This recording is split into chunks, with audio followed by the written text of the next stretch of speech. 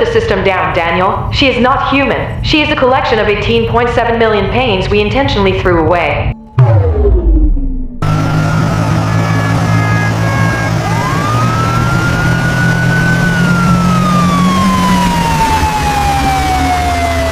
The history books taught to the generation born after the pandemic condensed those 2 missing years into clean, sterile statistics.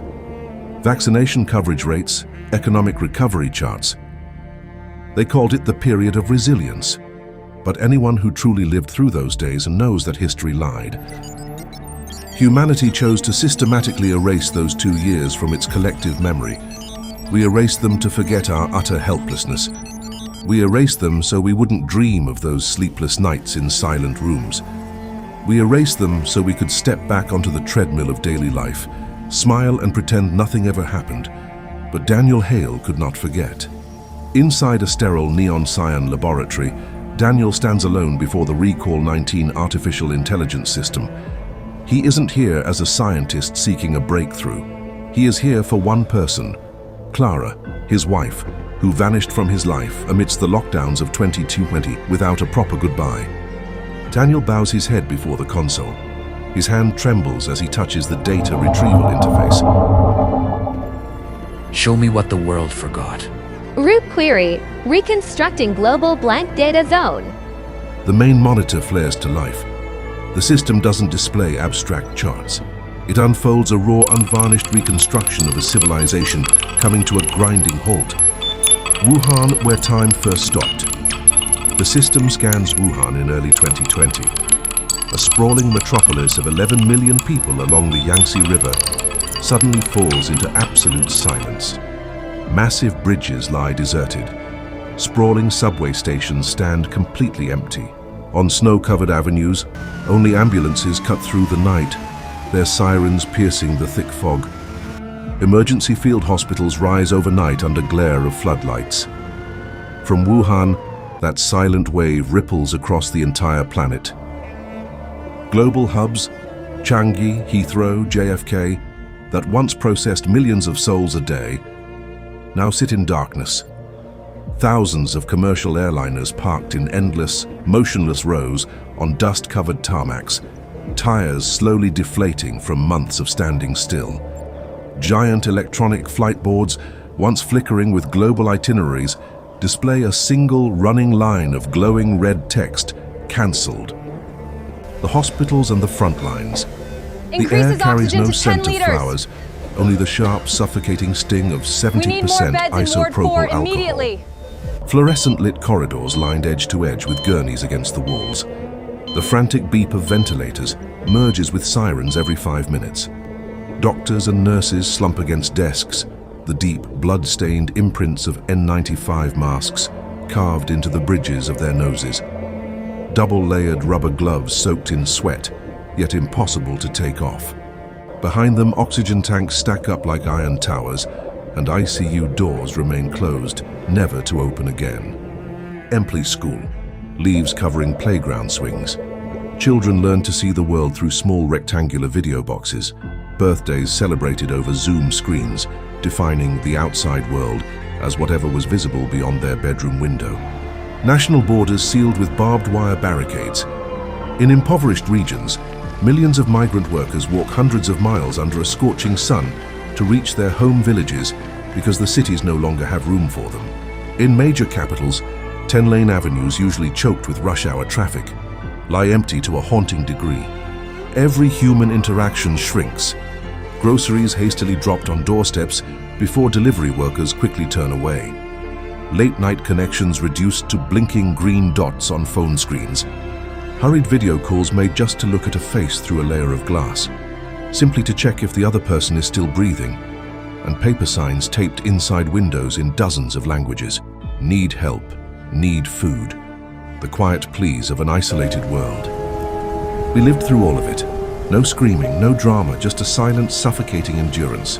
RECALL-19 doesn't stop at the macro view. It pierces deeper, diving past fogged-up glass windows into the most private spaces of human lives across the pandemic's epicenter. Wuhan, China, a window in the dark. A young woman stands pressed against her 22nd floor apartment window, looking down at the frozen, empty street below. Amidst the terrifying uncertainty of the first lockdown days, a light flickers in the building opposite hers, then hundreds more. Voices rise into the night air, singing together to shatter the silence. Wuhan Jiayu. She presses her cold hand against the glass, tears streaming down her face. It was how strangers first held hands in the dark. In New York, Christine, a young nurse, collapses over her steering wheel in her parked car after an 18-hour ER shift, watching her little daughter Anna press a tiny palm against the second-floor window, unable to touch her. In London, a father stares at an email termination notice at 3 a.m. He closes his laptop, takes a deep breath so his son won't see his hands trembling. New Delhi and Manaus, the edge of exhaustion. Under the blazing Indian heat, a man clutches an empty iron oxygen cylinder, running through dusty streets, desperately searching for a refill for his father. Along the Ganges riverbank at night, rows of offering lights and soft plumes of smoke rise into the hazy sky, a silent testament to a wave of collective grief. In Mexico City, a mother locks herself in the bathroom, turning the shower on at full blast to drown out her sobs because she can't afford an oxygen tank. In Jakarta, exhausted healthcare workers sleep on the floor of a hospital storage room, next to mountain-high rows of green gas canisters, their hands still clutching walkie-talkies, crackling with emergency calls. In Milan, long lines of dark military trucks drive slowly through the deserted Piazza del Duomo at midnight, carrying a sorrow with no mourners. And in Paris, an elderly woman in a nursing home presses her trembling, wrinkled hand against a clear plastic barrier, seeking one last touch of warmth. Lockdown was never just empty streets. Lockdown was billions of people quietly wiping away tears behind sheets of glass. As Daniel drowns in these reconstructed memories, RECALL-19's algorithm abruptly freezes. A red signal blinks in the corner of the screen. Freeze frame. Zoom in on that reflection. Who is she? The system scans down a narrow hospital corridor, flooded with harsh white lights and tightly packed with medical gurneys. There, at the very end of the chaotic hallway, stands a figure untouched by the madness. A young woman with long, dark, wavy hair with bangs, wearing a cream cardigan over a soft blue dress. She wears no mask or protective suit. Her sorrowful eyes stare straight through the lens. Who is she?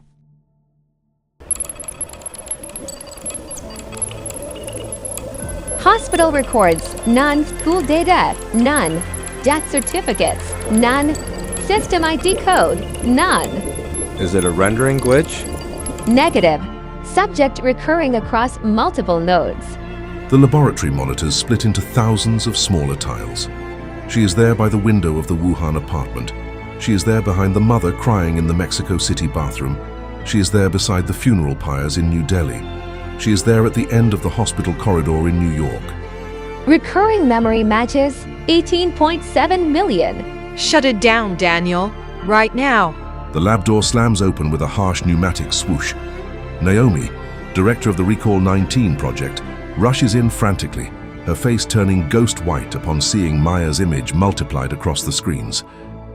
You know who she is. Who is she? Why is she in 18.7 million lockdown memories across the globe? She's not a human being. She shouldn't be here. Then what is she? She is the manifestation of every piece of trauma we deliberately threw away, just so this world could keep moving. Shut it down, before she reminds you how ruthless we really were. The central screen flickers violently. The girl in the cardigan steps closer to the glass interface. She raises her eyes, looking directly through the screen at Daniel and at everyone listening to this story. Below her feet, clean white text renders on the black glass Maya. What the world rushed to forget. Maya was there to remember it all.